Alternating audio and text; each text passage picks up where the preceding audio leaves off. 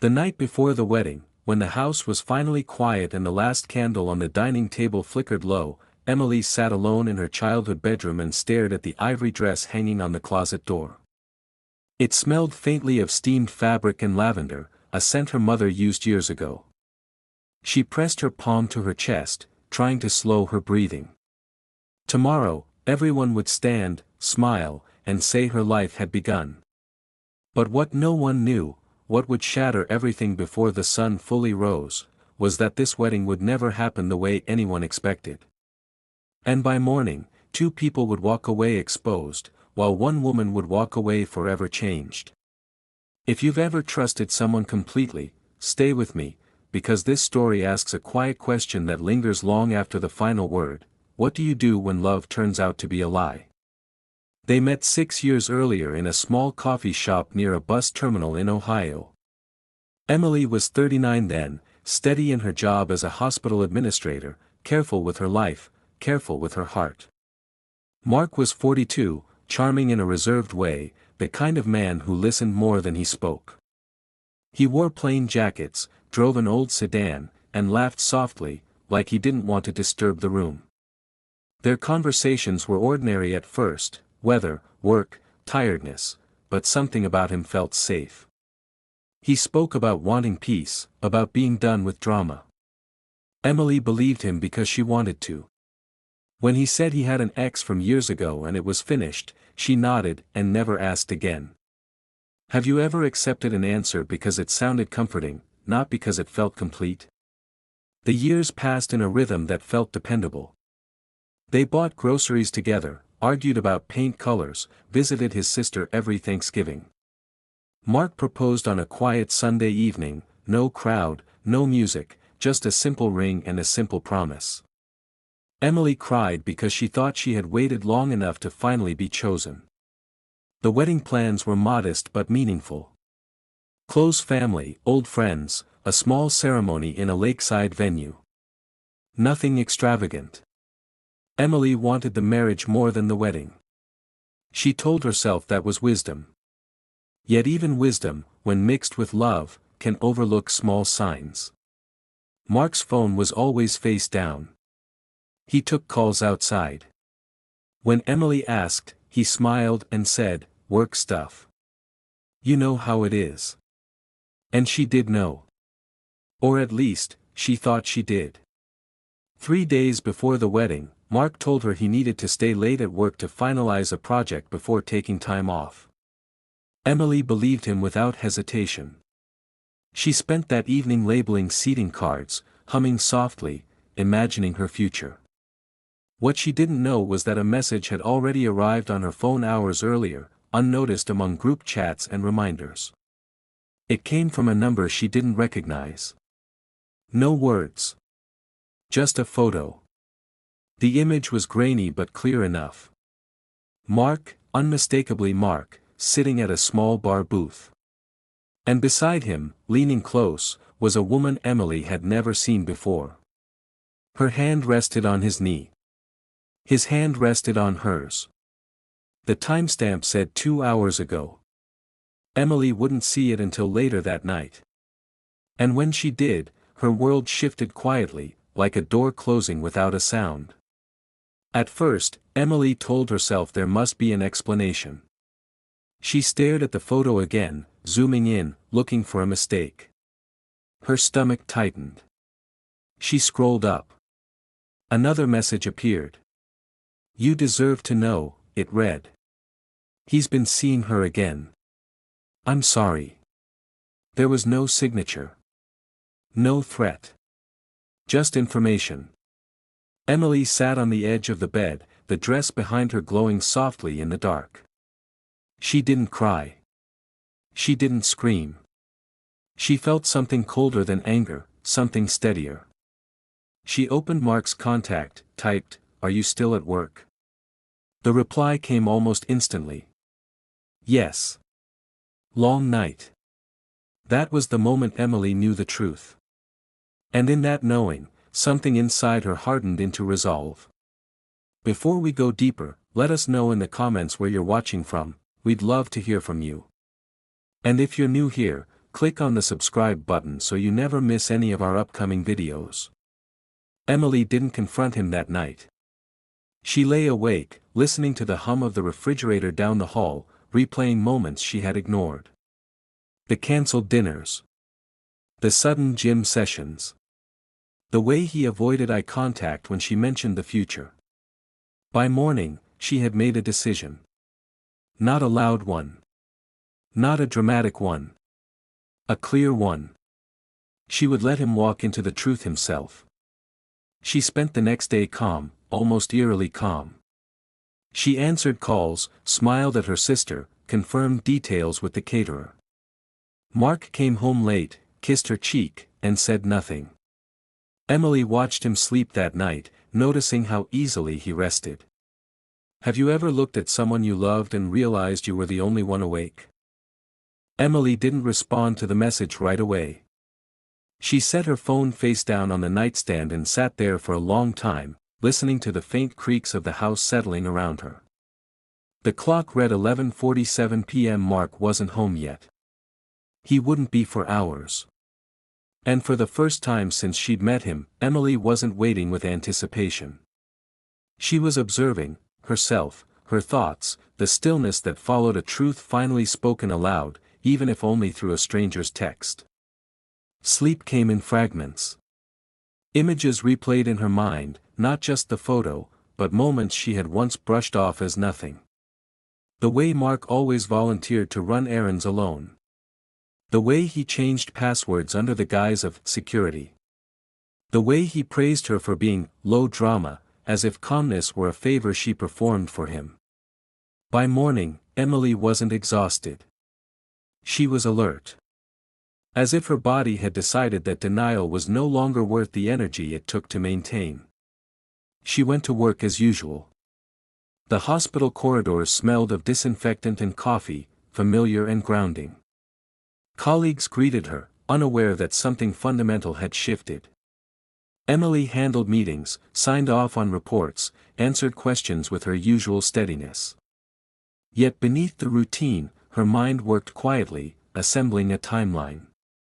Not out of revenge. Out of clarity. She needed to know how long the lie had lived beside her, how much of her life it had occupied. During her lunch break, she sat alone in her car and opened her email. She searched Mark's name. Then variations of it. Old confirmations appeared, travel notices she had ignored, subscription receipts she didn't recognize, calendar invites that had once sounded reasonable when explained away quickly. One email, dated 2 years earlier, stopped her breath.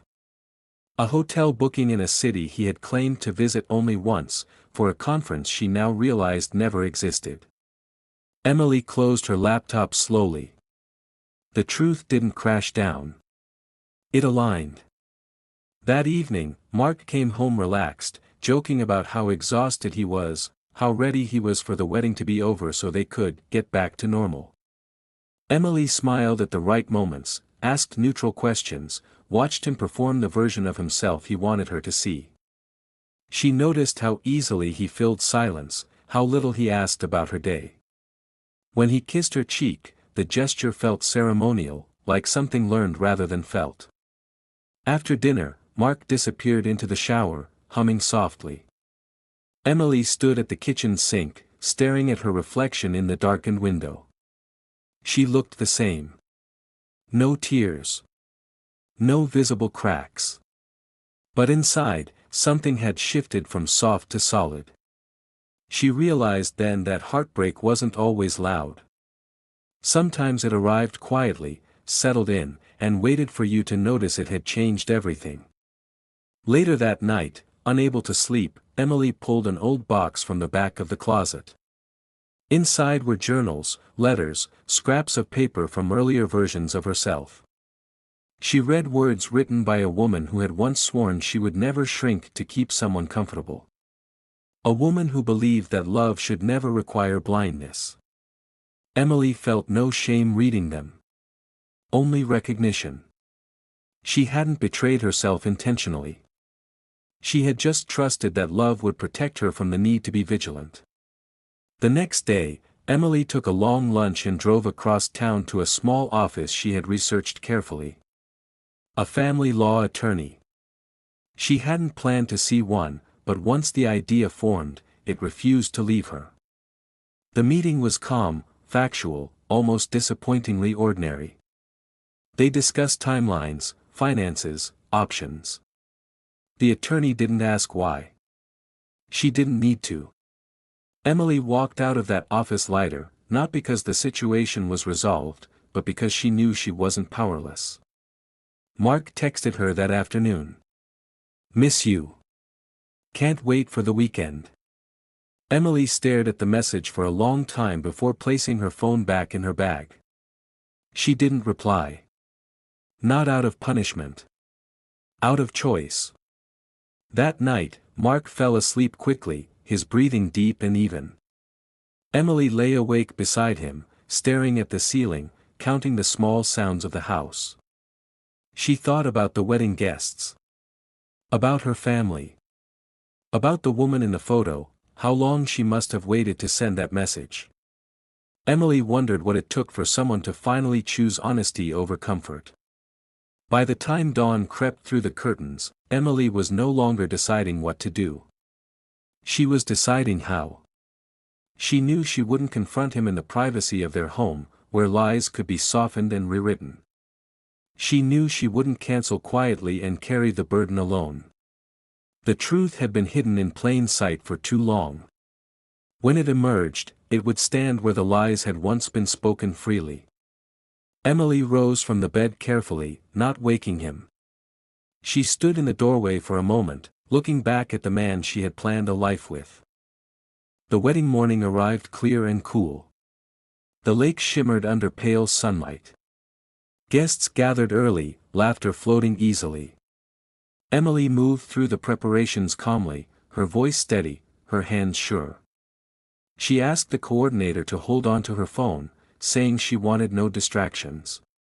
What no one knew was that Emily had already printed the messages and photos, sealed them in an envelope, and hidden them inside her bouquet. Mark arrived smiling, greeting friends, playing his role effortlessly. Somewhere among the guests sat the woman from the photo.